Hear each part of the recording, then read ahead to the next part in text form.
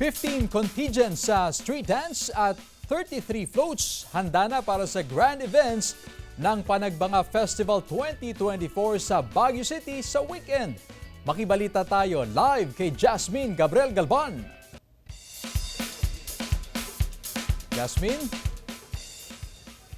Chris, all systems go na ang Grand Street Dance at Grand Float Parade na highlights ng Panagbanga Festival celebration dito sa Baguio City.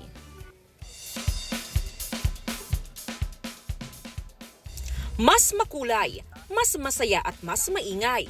Ganyan kung isalarawan ang magiging selebrasyon ng Panagbanga Festival ngayong weekend. Handang-handa ng mga contingent para sa street dance competition na isasagawa bukas araw ng Sabado. Puspusa naman ang pagdidesenyo sa mga float na ipaparada sa linggo. Ngayon pa lang, litaw na ang ganda ng mga karosa na napalamutian ng mga sariwa at makukulay na bulaklak.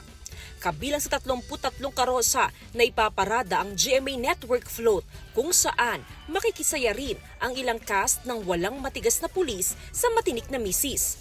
Ayon sa pamunuan ng Baguio Flower Festival Foundation Incorporated, halos doble ang bilang ng mga karosa ngayong taon kumpara sa nakalipas na taon. This is the first time that we exceeded expectations natin. No? So 33 all in all ang ating floats. We have 4 non-competing floats.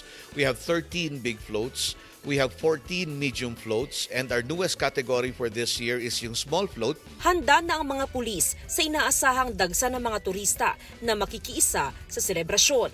Sa tansya ng otoridad, aabot sa mahigit 1 milyong katao ang dadagsa sa Baguio City ngayong weekend. Crowd control natin is as per previous experience nung last year, in-improve lang natin. Pinag-iingat ang publiko sa posibleng pananamantala ng mga kawatan, panawagan ng pulisya sa mga turista, iwan sa mga tinutuluyang hotel o transient house ang mga pribadong sasakyan dahil pahirapan ng pagparada. Pinaghahandaan din ng pulisya ang traffic, bagamat bukas ang Cannon Road, paakyat sa Baguio City, nag-abisong otoridad sa mga motorista na mas mainam na dumaan sa Marcos Highway.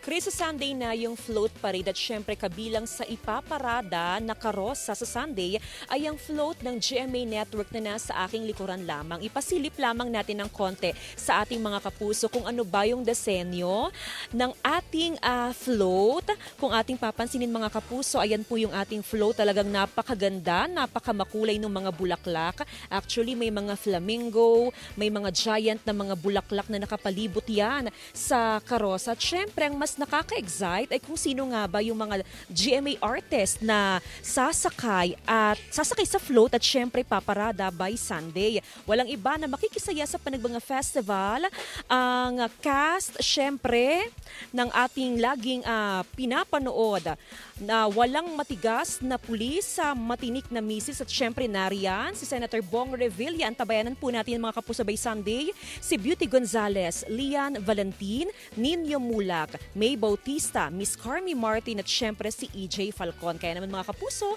magkita-kita ho tayo, magsama-sama ho tayo ngayong weekend para sa selebrasyon ng Panagbanga Festival 2024. Chris? Happy Flower Fest Baguio City! Maraming salamat, Jasmine Gabriel Galban.